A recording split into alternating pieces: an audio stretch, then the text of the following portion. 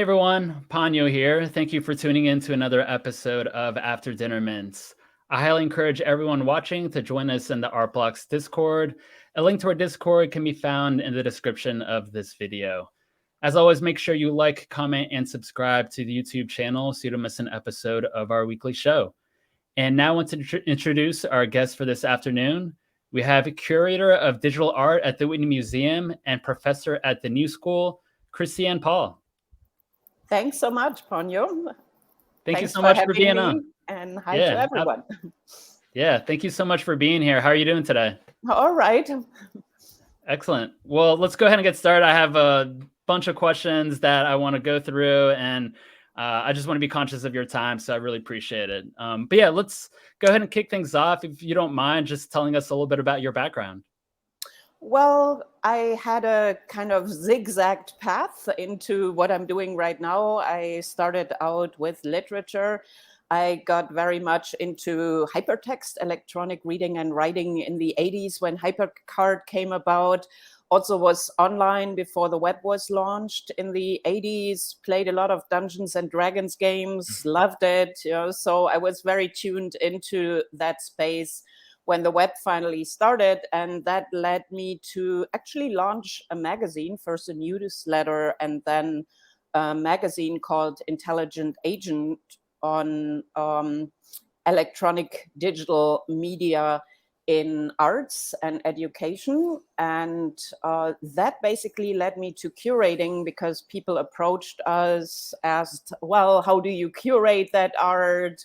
What is it about? And at a certain point, I thought rather than being a consultant, I might as well curate myself. And then the Whitney Museum approached me in 2000 and hired me as adjunct curator of digital art. And I continued working there for 22 years so far. Wow, that's amazing. And what made you interested in becoming a curator of digital art at the Whitney Museum? Well, it was basically the interest I outlined already. I thought that the digital network space was just amazing, an amazing platform for art and for collaboration. I was really excited by net art, for example. I also realized there was a long and rich history to digital art. So the whole generative, interactive, collaborative potential of the art was what really got me excited about it, and also the challenge of bringing that to the public and working in online and offline spaces. Excellent. And just kind of take a step back. Can you talk to us a little bit about the Whitney Museum and also maybe the importance of, the Whitney Museum being a 501c3 organization? Sure. So first of all, I guess most of the museums in the US are 501 release, so it's all nonprofit space. The US has less government-funded institutions than other countries in Europe might have, for example. And then, of course, we also have the types of museums, smaller museums, collections by private collectors. And I think it's very important to museums to operate in a more non-commercial space. As we all know, even as a 501c3, you're, of course, commercial. You want to make money, and you need money to survive. But in terms of the art market and dependencies, I think it's very important to operate in a slightly different space. Mm-hmm. Yeah, absolutely. And I'm sure you get this question quite frequently, but can you talk to us about the criteria and the process for any work of art to enter the public collection? Yeah, I'm so glad you're asking that question, because I think there are lots of misunderstandings or misconceptions about it.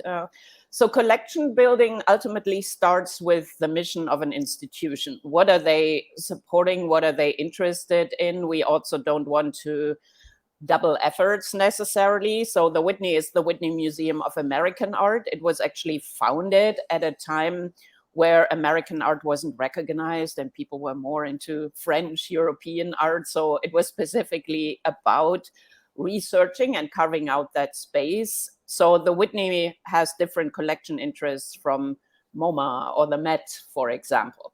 And it's actually the mission for a collection, which is, of course, also constantly evolving, that drives the interests. And then most museums have committees for acquiring art. So these are people, often also private collectors, people interested in a specific art form, that join the committee, paying yearly dues, and those are financing ultimately the acquisition. So I'm spearheading the acquisition committee for digital art. And I kind of have a plan for the future and what I want to build. We have a lot of gaps in the collection. So looking at the early pioneering work from the 60s, looking at the 70s, 80s, looking at the post-digital period and that whole space, and really building a narrative there. So I'm bringing works to the committee that I think are a fit with the mission, and the committee will vote on it. As you can imagine, we're also constantly approached by collectors, patrons who want to gift works, and we're also approached by artists. And here we're entering a little bit more of the commercial space, or galleries, because they're obviously interested in placing artworks in the collection of a museum to also up the standard of the work and the price on the market. That's the way it works. And we have to be very selective about that, because it's just overwhelming. And we also try to avoid taking full collections. Sometimes collectors want to place their whole collection in a museum, which, of course, as you can imagine, due to storage and preservation and all other kinds of issues, can be problematic. But that's overall how the process works. Got it. And I'm curious to know, since you mentioned the collectors and artists approach you or approach, donating some works to the Whitney, is that something that, you kind of accept that from anyone, or is it, the specific people that, you're in touch with that you'd kind of consider bringing those pieces in? It absolutely depends on what the works are, and whether they're, once again, a fit with the mission of the museum and with what we want to achieve, or if they are works by artists we decided to collect in more depth. So it has really nothing to do with who the person per se is, but with the quality of the work itself. And got it. That makes sense. And I'm actually interested to know, you mentioned there's a committee of people that kind of look over the works. What is that process like? Does that take, a couple weeks, couple months, or these like multiple years that are involved that, it takes, obviously, I'm sure, time to get everyone together to kind of look through these pieces, but can you kind of talk to us a little bit about that process? Sure. So I'm basically always looking for new committee members. Once again, they pay their dues on a yearly basis. Many of them have been there since the Digital Art Acquisition Committee got started, and that's true for other committees too. Some people join committees for decades, basically. But they can also leave after a year if their interests change. And the Digital Art Acquisition Committee, for example, meets twice a year, sometimes 3 times a year. And at those meetings, I will put together a package of works I'm presenting to them. I'm very often alternating between pioneering work of the 60s and work by emerging artists we're excited about. And then the committee votes on that, and then the acquisition process really starts. There is a lot of paperwork involved and assessment, etc. So it's always quite a process. Got it. Okay, great. And how do curators think about distinctions between the market and critical economies of the world? If we're thinking about the open market, success is often equated with price. That could be a good thing because it's expensive. It is expensive, because it's good. The criteria curator working at a nonprofit museum such as the Whitney used, are very different from the criteria of the open market. Can you kind of talk a little bit about this criteria? Yeah, the beauty of capitalism, ultimately, we're all not free from it, of course. And I must say from the start that there is quite an overlap between what the market considers outstanding artists and what museums do. So it's not like the two of them operate in different worlds. So there is kind of agreement. But as you say, sometimes it's really also about bringing up prices, etc. So for a curator and for museums, really the quality of the artwork itself, which is, of course, difficult to define, but I would say like sophistication in concept and execution of a work in general, whether that's a painting or whether that's a piece of software art, is criterion. And sometimes the market overlooks whole areas. As we all know, digital art didn't have a strong appearance on the market for decades. It's also only now, or over the past, I would say 5 to 10 years, that the market got more interested in early algorithmic drawings, for example. So digital art for a long time has operated separate from the market. And I'm very aware of its history, and I'm trying to tell a history here. So many of the works I really want to bring into the collection the market may not even be aware of. So I'm actually very happy that things are changing and the art has more representation right now. But particularly when it comes to digital, there can still be quite a disconnect. And if you walk through art fairs or even biennials, you do not necessarily see a lot of this work. Yeah, absolutely. And what are the kind of the biggest challenges that you face, as you're trying to build this narrative and tell this story? You mean in terms of collecting the Yeah, work, or exactly. Yeah. Yeah, people have always speculated on what the biggest obstacles are, and many of them would name preservation as one of the big obstacles. To me, it really always was more conceptual and understanding the language of the medium and the history of the medium. And generative art is a great example of that. If you do not understand what you're looking at, and many people believe, oh, that's a video clip playing, and then you miss out on the whole beauty of what's going on the screen, or what you're looking at. And I think that, to me, always has been the biggest obstacle, really translating what this art really is and what it can do. Mm-hmm. All right, great. And I do want to touch base a little bit on the conservation in a moment, but one other question that came to my mind is, what might a museum curator value in a project that the market might overlook?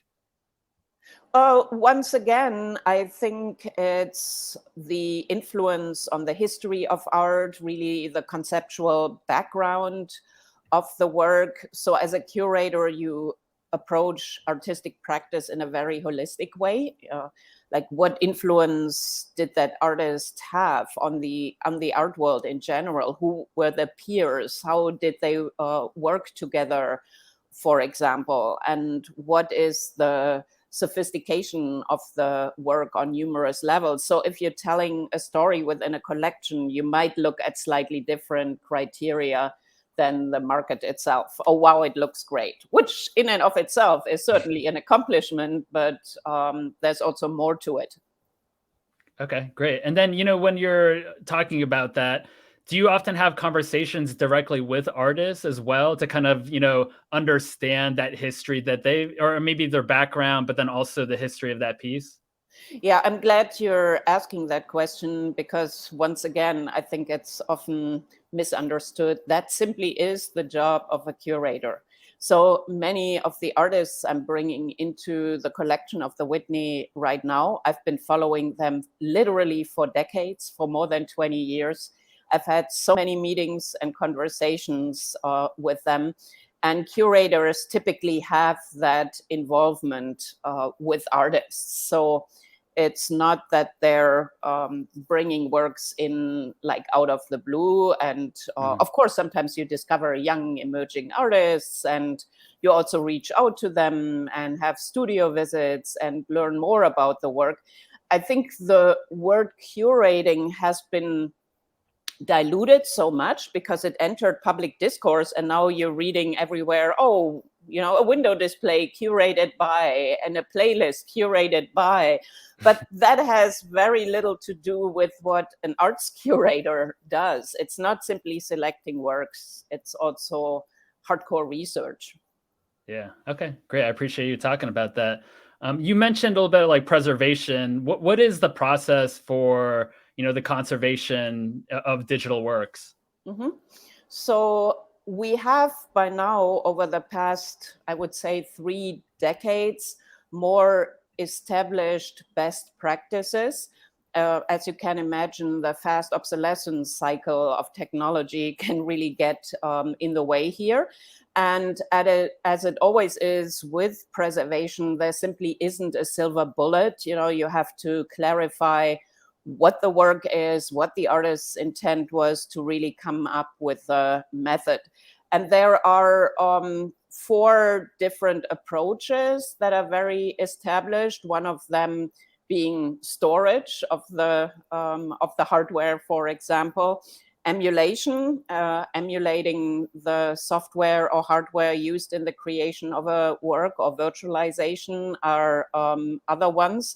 Then migrating to a higher next level platform, or recreating a work for a different kind of platform. And those approaches are being made on a case-by-case basis.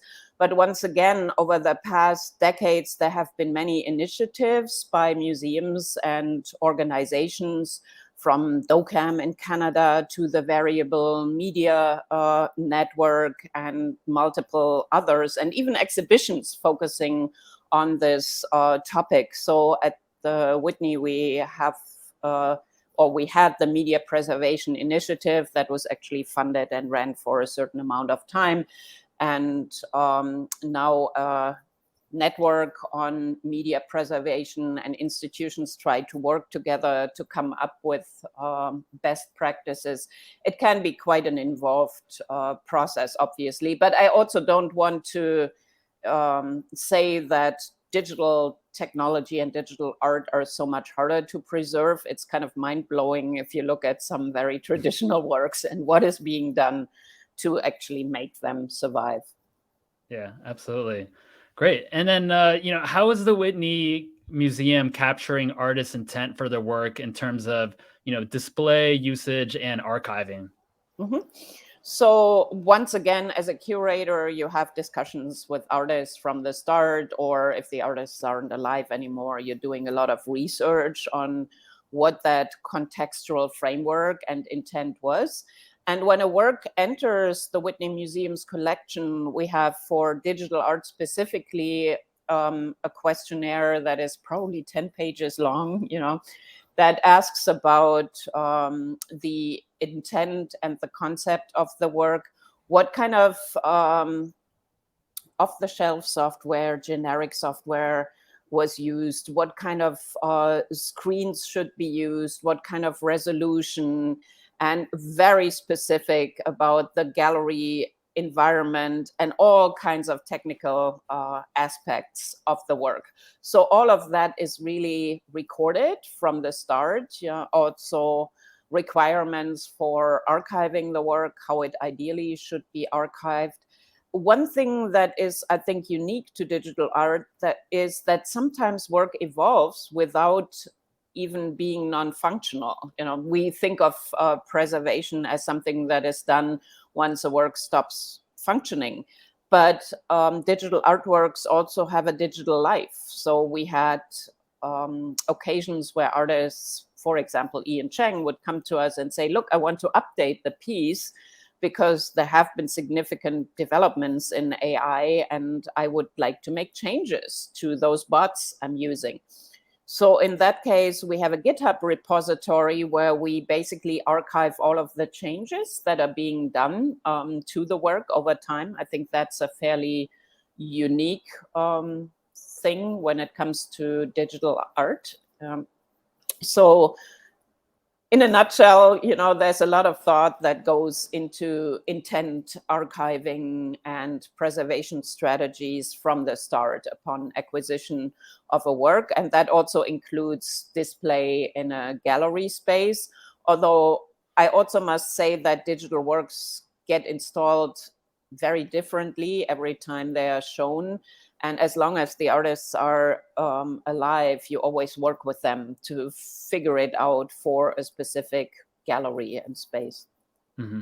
And you mentioned, if an artist wants to make any changes, you have a GitHub and those are kind of recorded. Is there ever, a time where, they're kind of mentioning some of these changes that they want to make, but do you offer any, I don't know, do you offer your own opinion as of like, hey, like, I don't think that might work well, or how does that come about in the conversation? It's always a discussion, definitely. I think most of the time, these artists are also very deeply involved in thinking through concept. I have not had, as far as I recall, a major disagreement with anyone. But when it comes to museum structures and curatorial work, there might be a point where one would suggest, like, I think you're changing the work so substantially that I wouldn't consider it that original piece anymore. Maybe we want to name this differently. Maybe this is suddenly a different version. Then comes the question, but we didn't acquire that version officially. So it can easily get very complicated. Yeah, I can totally understand that. Shifting to about the history of digital art, you've written many books. You have a wealth of knowledge about the history of digital art. Can you provide us and the people tuning in a little bit of an overview of that history? Yeah, of course, I could talk about it for at least Yeah. hours, if not years, But in a nutshell, we're looking at several very significant periods, I would say. And the first one is really the 60s, when the so-called algorists were working. And those are people including Vera Molnar, Frida Nake, Georg Nees, Manfred Mohr, and many others who actually created algorithmically generated drawings. At the time, computer power wasn't strong enough to really output to the screen. So these artists, also Chuck Chury and Roman Verasco and many others, would actually create the work for drawings. So that was one part of the practice. Then yet another one would be robotics, for example, artists such as Edward Inatovitz, who did some amazingly beautiful robotic sculptures in the 70s. So that was another form of practice. Then in the 80s and 90s, we saw a new level. There were works by pioneers such as Lynn Hirschman Leeson creating interactive works for Laserdisc. There was a whole phase where artists got interested into databases. There was CD-ROM art. Then net art came about in the 90s. And I think more recently, we have seen a shift to more material culture once again. So younger artists have worked with physical material a bit more, and this is what is often referred to as post-digital, but they're not using digital technology simply as a tool, but are thinking through them as a medium in the creation of physical work, and are often combining physical and virtual components. So I think that definitely was a shift in the evolution. And then you always have areas of digital art that become more prominent. And right now there's a phase where virtual reality and augmented reality and AI are very prominent in artistic practice. Okay, excellent. And to kind of add on to this, can you talk a little bit about the the media collection at the Whitney, kind of it's maybe a little bit about its history, where it is now, and then also, where you see it going in the future? Yeah, the Whitney started collecting a little bit haphazardly because there was no digital art acquisition committee. So works would just enter the collection occasionally. Like we acquired some Cory Archangel, I think, through the photography committee first, and then some works through film video. And we even had a very early net art piece donated to the Whitney in 1995. And what I'm now trying to do through the committee is really fill the gaps and create more of a history of all the phases I just outlined. There still is a lot of work to do. So I'm still acquiring the pioneers and also investing into young artists who are emerging right now. So it will take quite some time, I think, to further build that out. Okay, excellent. And your scholarly and curatorial career has been about making claims for new art forms in a larger art historical context. Can you talk about how you view generative art specifically, fitting into this history or trailblazing a new history? Yeah, once again, the generative qualities of the digital medium were something that to me was really, really fascinating, and that got me involved into digital art. If you define generative as a process that is being set in motion and then continues playing out and creates a work on that basis, you can go pretty broad. So what we often name as predecessor are Islamic tiles, for example, that were mathematically constructed according to algorithms. Then, of course, the Jacquard loom and its patterning is also based on generative processes. And then in software art, of course, this has reached new levels. And what I find really interesting here, particularly in the art that is kind of handwritten by artists, is that interplay between setting up a framework and then having the software evolve within that framework. And I think this is very often also misunderstood as randomness, while many programmers would say there is no such thing as randomness in computing because, at some point you set an array, no matter, what that is. And that always defines the choice. And I think there is a lot of artistic voice in actually establishing that framework, and there's a lot more to it than people think. It's not like, oh, the algorithm is doing it. It's not that simple. And of course, generativity plays out on so many levels. We have software art that is visually oriented, in which you see these visuals evolving, but there are also generative processes to so many installations where you might not even be aware necessarily of that process in and of itself that creates parts of the environment. So it's really one of the qualities of the digital that is very prominent in art. Okay, great. So from time to time, we'll, hear from skeptics about just digital art in general. Like you mentioned before that code is a form of creative writing. Like, how would you explain that idea to a skeptic? Well, first of all, it depends on how an artist engages with code. I mean, using off-the-shelf software and slightly manipulating it, as I would do as a user, that I would not call creative writing. But the artists who call themselves software artists, what they do ultimately is write instructions in language. And that is what generates the work. And many of them also put a lot of effort into it. So an expert who can read that code would also tell you, oh my God, this is so elegant. And I don't want to say like elegant code per se makes for good art, but the writing part of it all is very important. I curated early on, I think it was 2002, a show called Code Doc, in which I wanted to get into that relationship.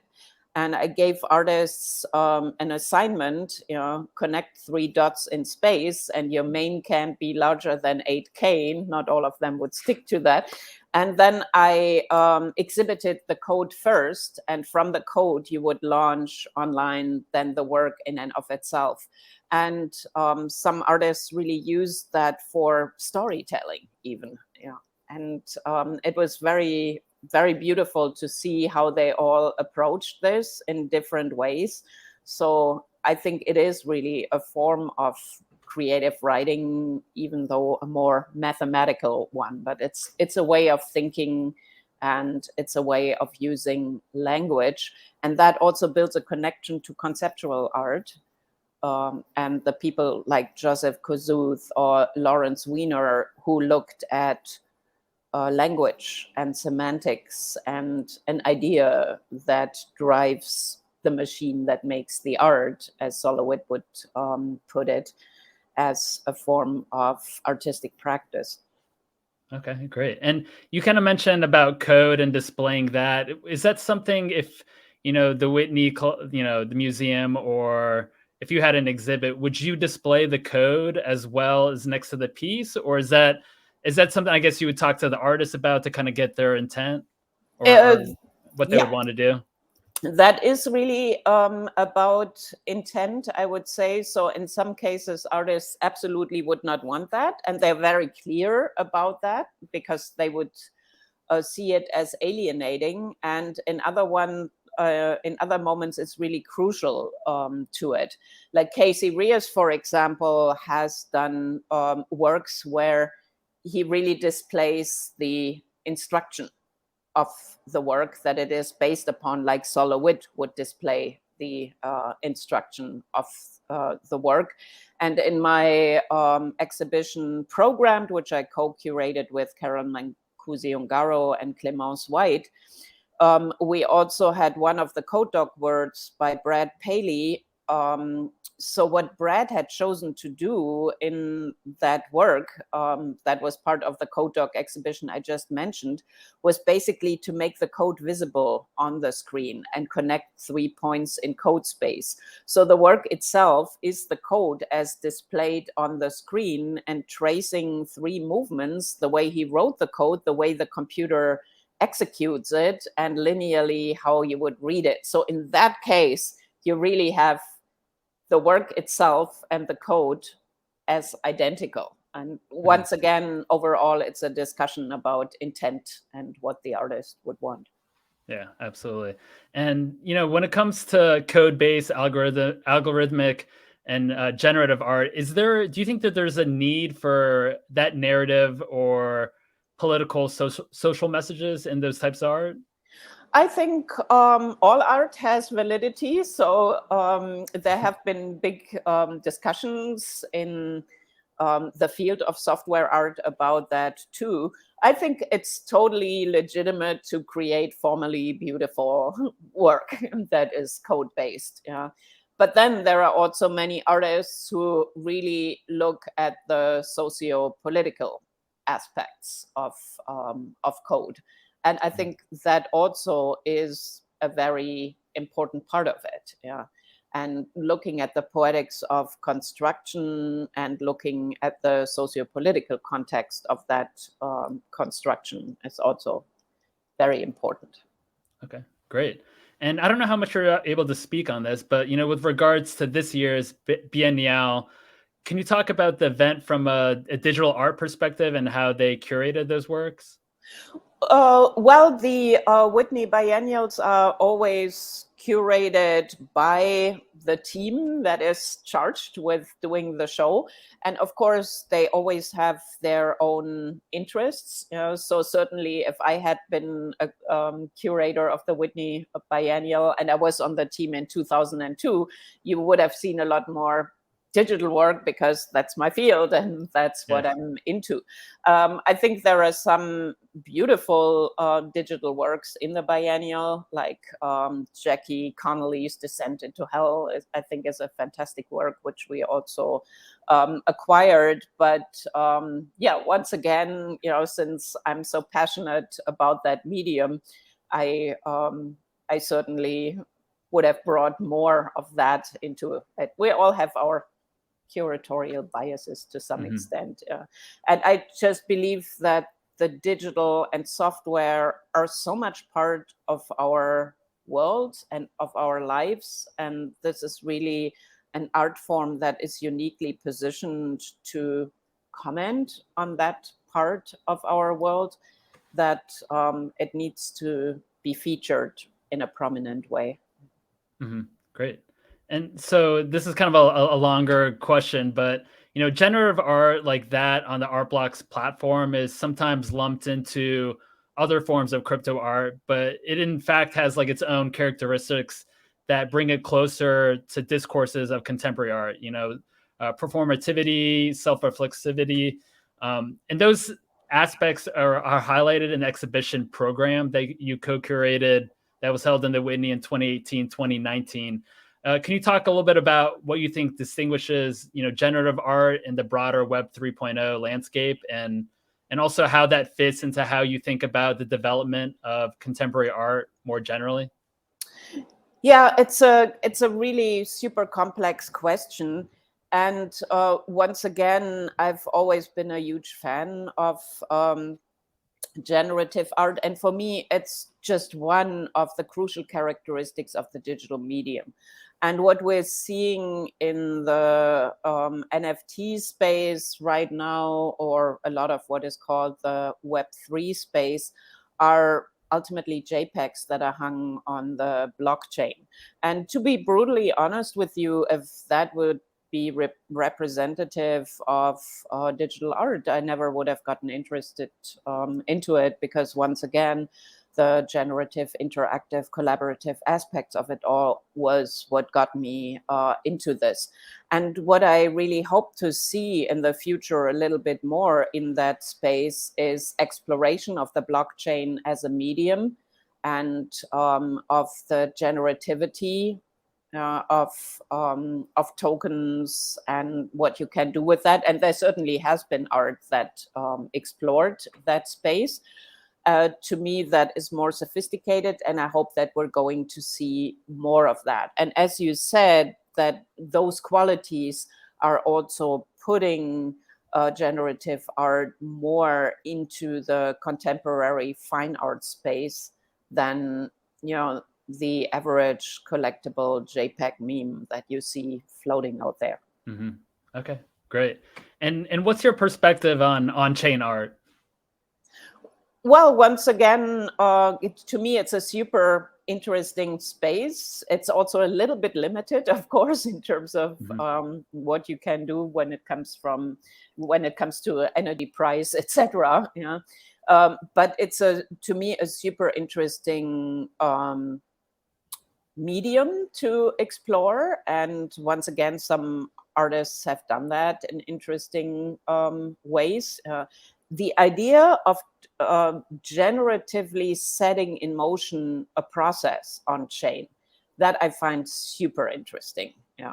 So once again, whether that's for more formal visuals, or whether it's about making a comment on the current landscape, or socio-political investigations. Like one example of commenting on the market would be Jonas Land's Most Valuable Painting, where he created 500 plus tokens, and as soon as one is bought, the rest of them basically change on the basis of fitness algorithms and AI. So it's constantly, the space of those tokens is constantly evolving until it arrives at the quote unquote most valuable painting. And of course, that in and of itself is also a comment on the perversities of the market in that area. So explorations like that I find super interesting.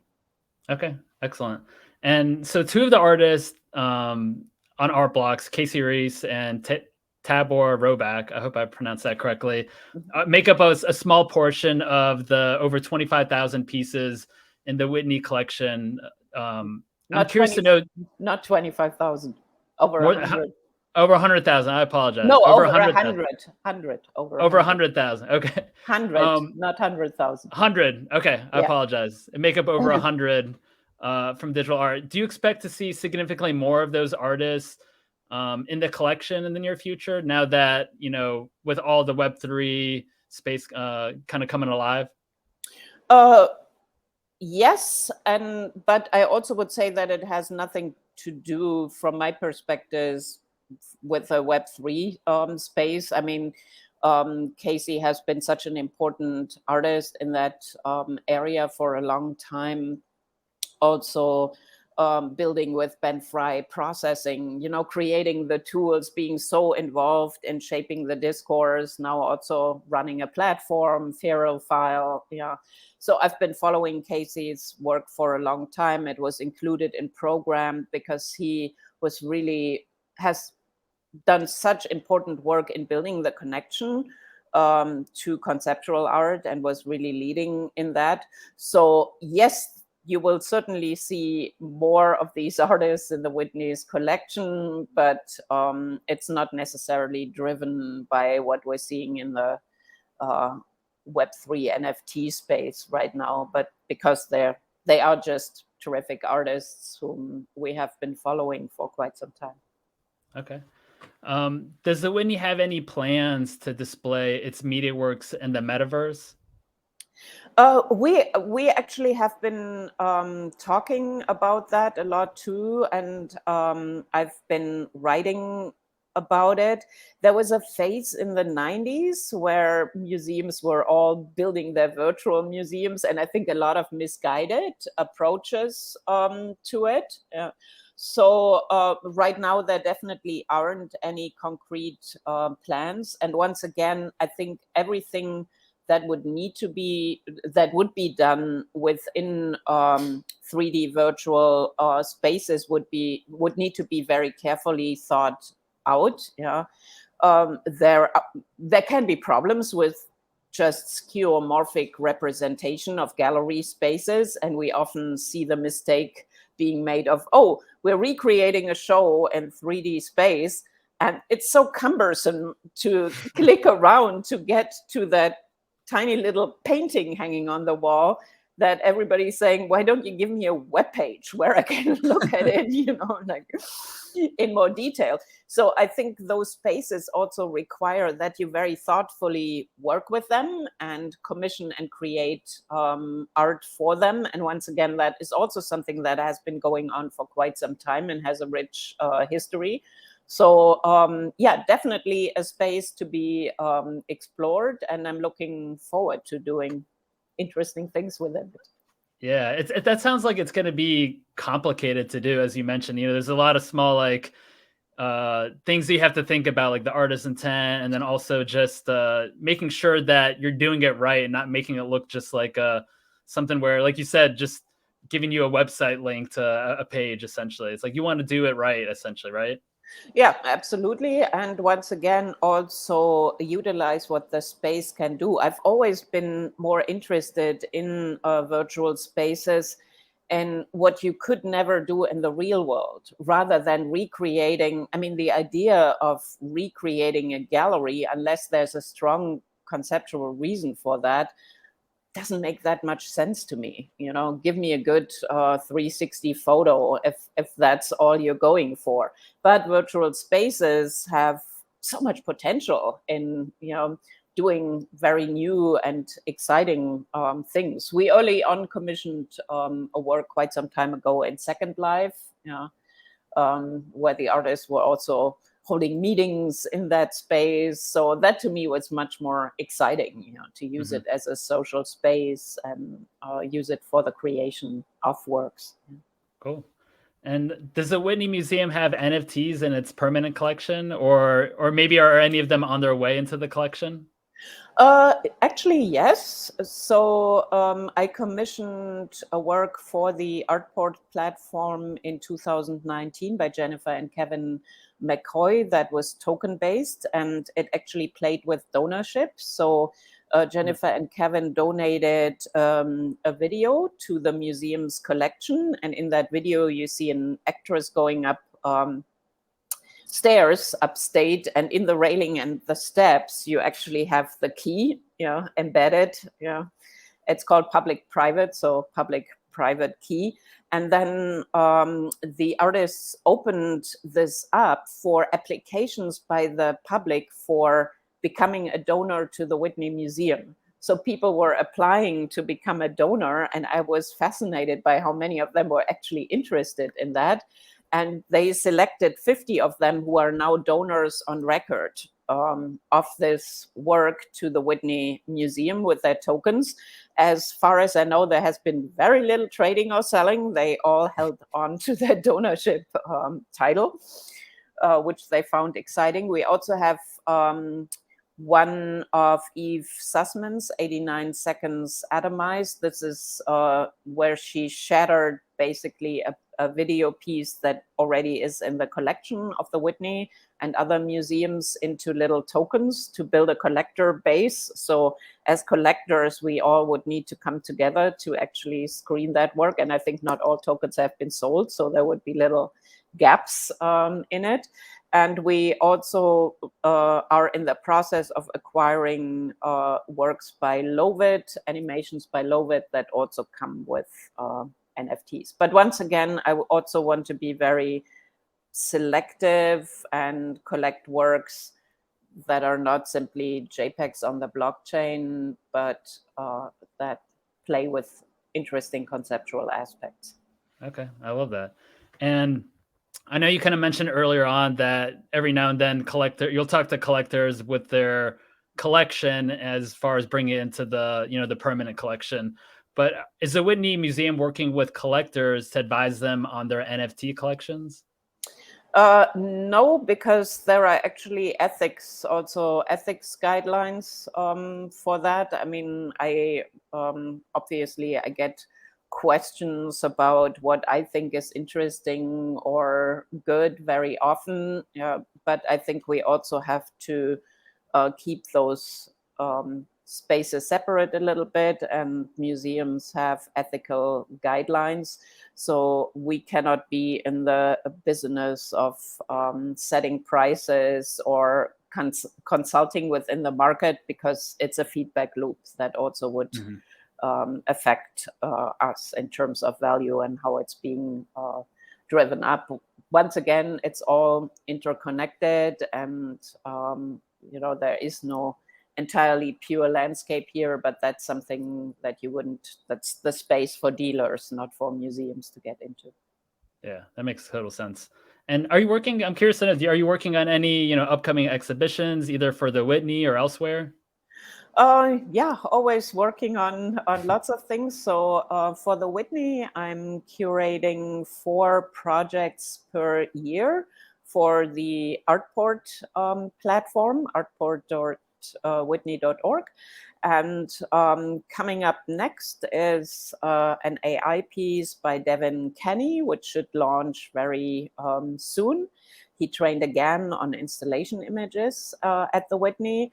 Then Rachel Rawson will do a terrific piece that is launching in September. And I'm also working with Mimi Onoha, Amelia Winger-Bearskin, Rick Silva, Peter Burr on upcoming Artport projects. So those are going to roll out over the next year. I'm at the Whitney an adjunct curator, which allows me to also curate outside of the institution. I'm going to do a show for Casey Rhea's Feral File in January.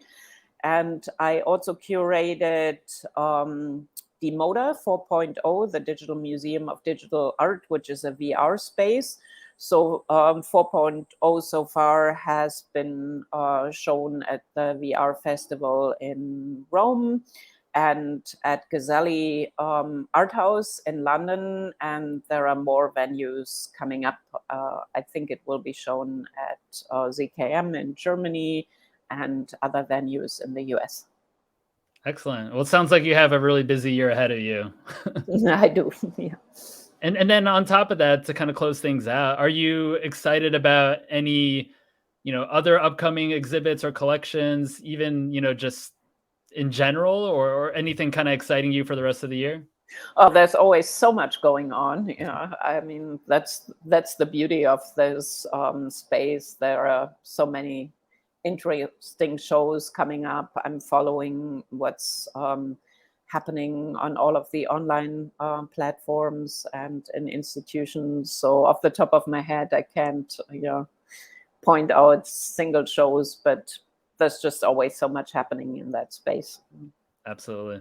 Cool. Well, Christiane Paul, I really, really appreciate you joining me on After Dinner Mints. I know you're super busy, and I would love to have you on maybe sometime next year to kind of just see where we're at, as far as the collections and any upcoming exhibits that you have. Of course, would love to. Thanks so much for the opportunity and for having me. It's been a lot of fun. Absolutely. Well, thanks for everyone for tuning in. Just to give you a heads up that After Dinner Mints is also a podcast. It's available weekly, so feel free to tune in on Spotify, Amazon, Google for all of those podcast episodes. Finally, we have a weekly newsletter that gets delivered once a week with information on upcoming drops and generative art related news. You can find a link to the newsletter in the description of this video. Again, I want to thank you again, Christiane Paul, for joining me on After Dinner Mints. It's a pleasure speaking with you.